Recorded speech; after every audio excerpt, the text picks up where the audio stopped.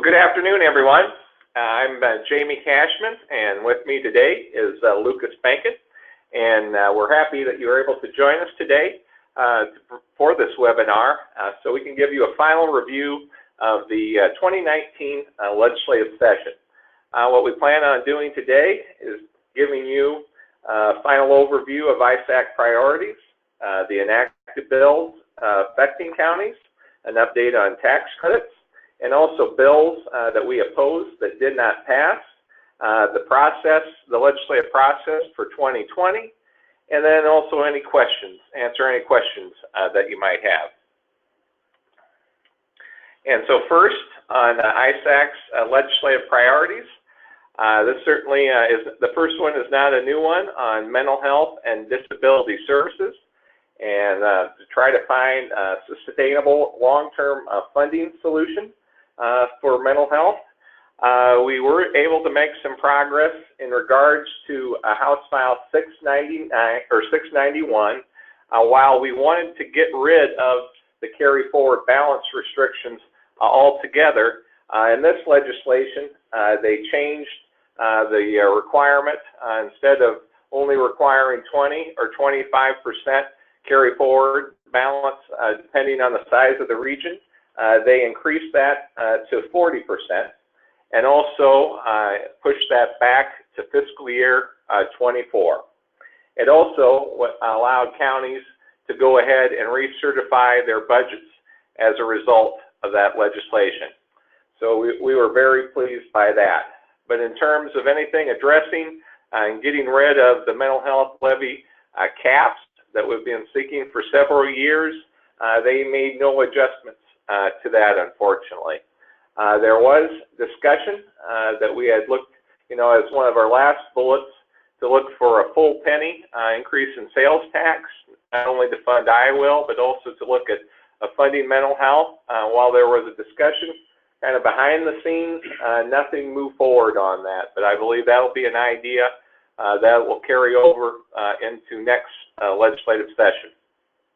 The other significant piece of legislation pertaining to mental health was passed with House File 690, which formally established a children's mental health and disability services system specifically for children based on the adult delivery system.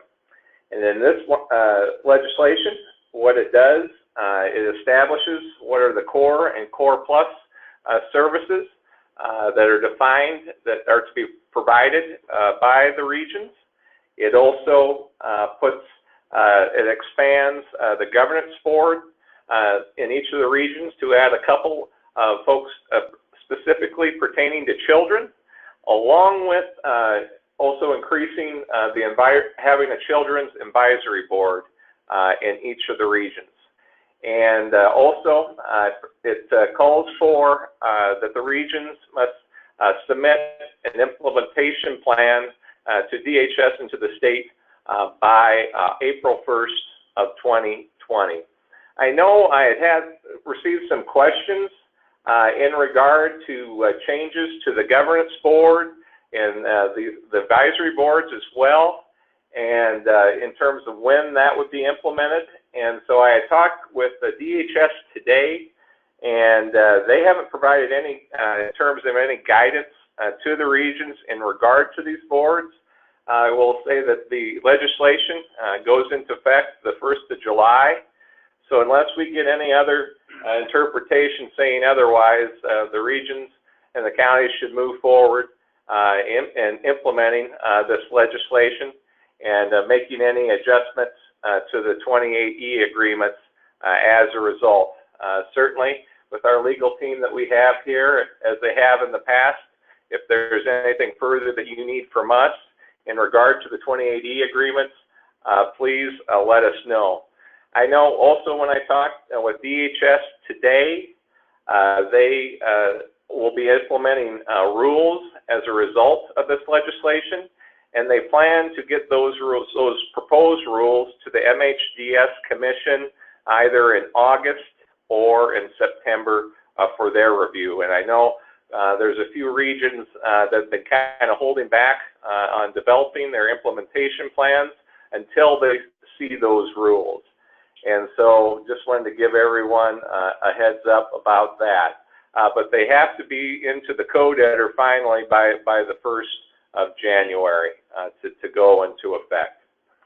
And with that, I'll turn it over to Lucas on the backfill. Good afternoon, everyone. The commercial and industrial property tax backfill is a state appropriation that replaces lost revenue due to the legislatively imposed rollback on commercial and industrial property. And that went into effect starting in fiscal year 15.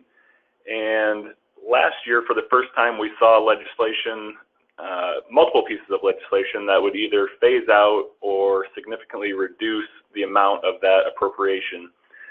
So this priority kind of rose to the top this year, knowing that those conversations could go on again. We are happy to report that the backfill will be fully funded for fiscal year 2020.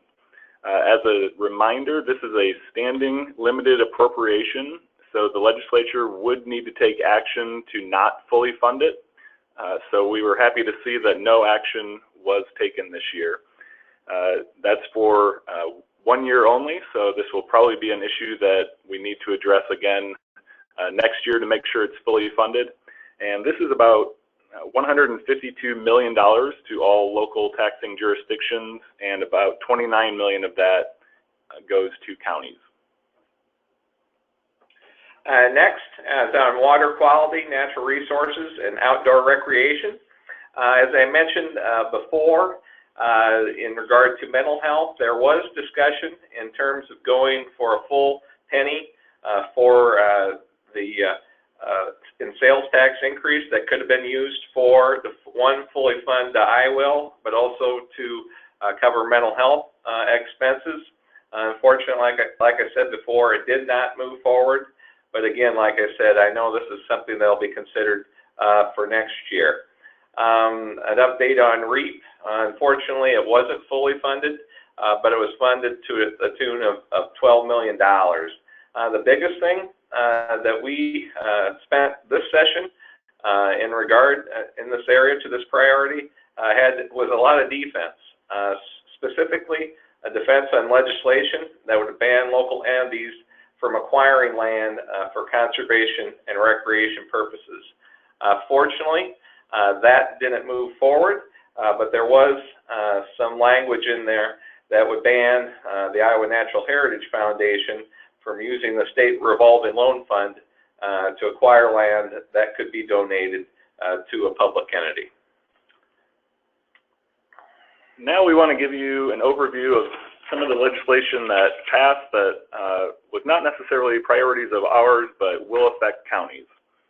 House File 389, dealing with boat registration, affectionately called the Omniboat Bill, deals with the registration, renewal, and replacement, which can now be done in any county and not necessarily in the county of residence. There's also changes made to the renewal deadlines and the penalties for delinquent renewals. House File 487, dealing with single point of contact towers, says that a county of 15,000 residents or fewer cannot reject an application for the siting of a tower within the First Responder Network Authority. We did oppose this bill, and it's unfortunate that a statewide rule would ignore local control of these siting decisions. Fortunately, there is a 2-year sunset on this bill. House File 689 deals with the removal of the Veteran Service Officer and clarifies that that authority rests with the County Commission of Veterans Affairs, but also requires the consent of the Board of Supervisors. And House File 701 deals with non-conforming uses in manufactured home and mobile home parks, and says that there shall not be any local ordinance that would regulate the replacement of manufactured or mobile homes if it's a continuation of a lawful pre-existing non-conforming use. With House File 516, we were very pleased to see that it added the sheriff as a voting member of the E911 Governance Board. Next, House File 692, it's the Elections Omnibus Bill. For those county auditors that are watching and on the line today, you all know that this took many shapes and forms over the course of the session, but the final version that shook out was this gives the Secretary of State additional authority in issuing infractions and addressing cybersecurity threats. It requires the county seal instead of the auditor's signature on primary and general ballots. It bans the auditor's name on the ballot other than when running for office. It makes several changes in regard to the candidate order on the ballot. It makes necessary technical changes to implement combined city and school elections. And finally, it requires all counties to use the intelligent mail barcode to accept absentee ballots. There was quite a bit of transportation-related legislation this year, some good and some bad. House File 767 adds an additional registration fee for electric vehicles and places an excise tax on hydrogen and electric fuel, and those proceeds would go to the Road Use Tax Fund. House File 769 increases the weight limits for special ag trucks and also strikes the exemption from the max weight table. So while the weight increases, they are no longer exempt from the weight table, so they would have to comply with those limits. Senate File 555 adds certain sprayers and spreaders to the definition of implements of husbandry and increases the max axle weight for those vehicles. And Senate File 629 deals with vehicles transporting raw forest products and sets the maximum axle weight for those products, or for those vehicles, excuse me. There will be a statewide permit, but the Department of Transportation will consult with the county engineer to find the most appropriate route to be used under those permits. In the final week of the legislative session, we saw a very significant property tax limitation bill. Senate File 634 would put in place limitations on property tax revenue for counties and cities. It starts by setting an effective property tax rate, which is determined by taking the new taxable valuation and the previous year's revenue, property tax revenue, to determine a levy rate that would get a net zero on revenue.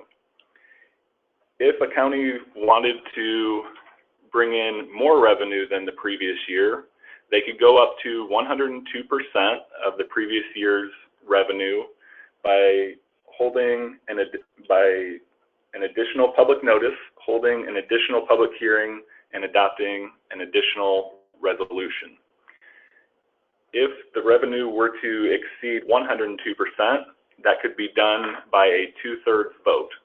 So for those counties that have 3 supervisors, simply 2 supervisors could get that done, but for those counties with 5 supervisors, it would require 4 out of the 5 voting in the affirmative to do that. I will note that the current limitations of $350 per thousand for the general fund and $395 per thousand for the rural fund will remain in place. For purposes of finding that limitation, I'll note that it is both the basic and supplemental funds combined to get that dollar amount. One question that we've received quite a bit is what this would all affect. And as I said, it's just the basic and supplemental for both general and rural.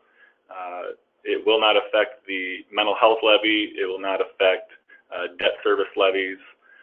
Anything outside of your basic and supplemental funds will not be affected by this. This goes into effect starting for fiscal year 2020. All right, next, I just want to cover a couple of the affiliate legislative objectives that passed this year. We were very pleased that House File 595, which allows the Deputy County Auditor for elections to be paid 85% of the salary of the County Auditor. And then also House File 685, as we have seen, providing medical services for prisoners in county jails have only increased over the last few years for county budgets. This legislation requires ISAC, the Iowa Sheriffs and Deputies Association, and the Iowa Hospital Association to provide recommendations to the Iowa legislature by December 15th of this year on who is responsible for the medical costs for these inmates in county jails. And we look forward to putting forth legislation that provides a permanent solution in 2020. We were happy to see that once again all tax credits were fully funded this year, and that includes the commercial and industrial backfill, as we discussed earlier, at $152 million. All these credits, of course, are reimbursements to the local governments for credits that they extend to property taxpayers. A large part of our work outside of advocating for our priorities is playing defense, opposing bills that maybe are a little misguided or would be detrimental to counties or the citizens that you serve, or would in some way circumvent local control. So we always like to go over those bills that have come up that we were actively fighting against and that fortunately were not passed. So this year we saw some of the returning bills that we tend to see every year, things like the County Supervisor District Plan, where the state would dictate which supervisor district plan a county would have rather than the citizens deciding.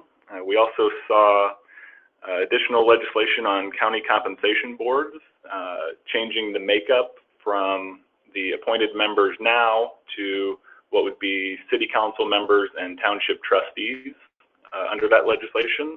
There is also legislation that would just abolish the county compensation board altogether.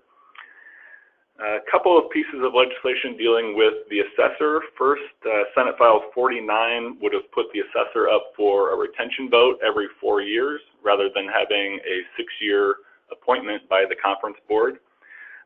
That was amended and became Senate File 411, and the amendment made changes, got rid of the retention vote, but put in place language that would put the Department of Revenue in charge of determining if the assessor was substantially complying with the appraisal manual, and if they found that the assessor was not, they could prohibit the assessor from being reappointed at their next term.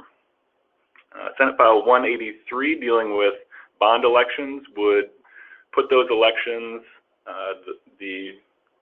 in November on the general election ballot, and they would not be able to be held throughout the year as they currently are. And finally, Senate File 535 would take away local control of zoning of where fireworks sales could take place. Next, as I mentioned before, in regard to the omnibus legislation that passed in regard to elections, we are pleased that the Senate File 575, which would provide even more sweeping changes to how elections are conducted in Iowa, did not move forward.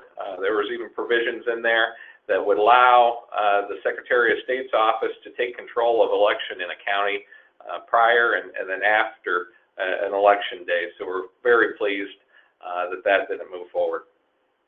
And speaking of elections, and Jamie was very busy this year with a number of elections issues, but House File 55 would change the date of the primary from June to September.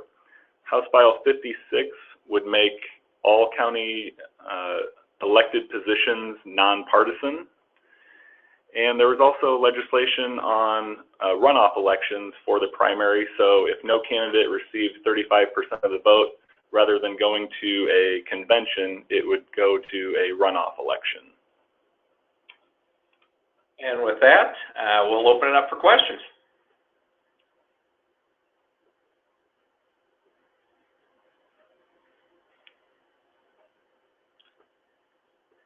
All right, well, if there isn't anything that you have right now, certainly don't hesitate to contact Lucas and I at any time if you have any further questions after you've reviewed all the summary that we provided for all the bills that have affected counties this year.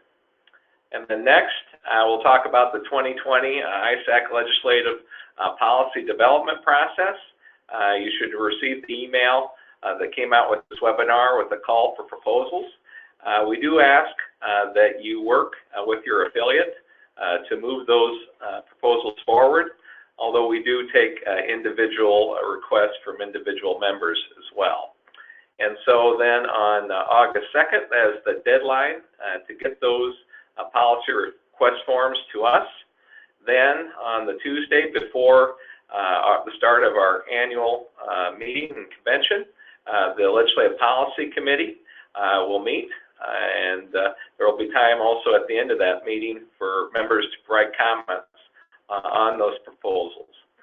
Then the LPC will meet again to review their work from the first meeting and ultimately make recommendations to the full membership on what ISAC's legislative priorities should be for 2020. And then we will be going through the online voting process again, and then they will vote on the policy statements as a package, vote on the legislative objectives individually, and then recommend what should be the top choices for ISAC's legislative priorities.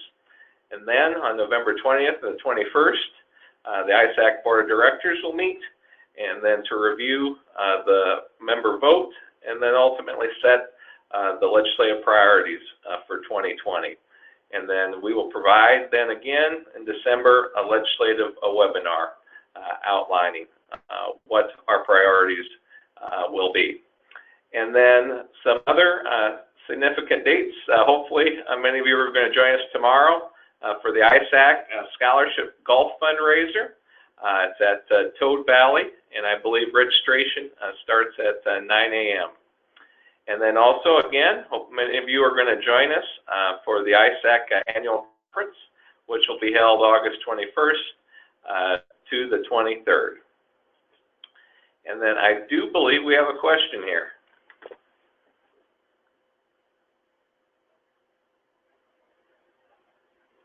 Okay, the question is, by the way that we read the new tax bill, the limits are no longer in effect. Could you touch more on this? Yes, so the final version of the tax bill that passed does keep the limits in there.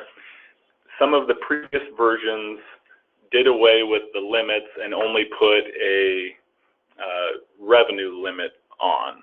So in other words, they would release the 350 and the 395, but then put in place that 2%, I believe, the way the original bill looked on the House side. That language was not adopted. The final version that they passed keeps in place the 350 and 395, but then puts together your basic and supplements and puts a revenue limitation on those.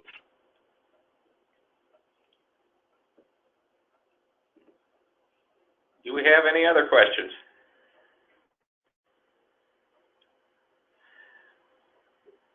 Well, again, Lucas and I want to thank you for joining us today.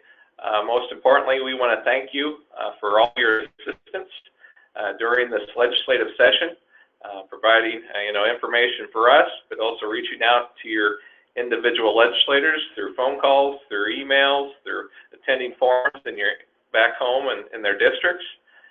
We couldn't do it without you, and we look forward to continue working with you as we put everything together for the 2020 session. Thank you so much.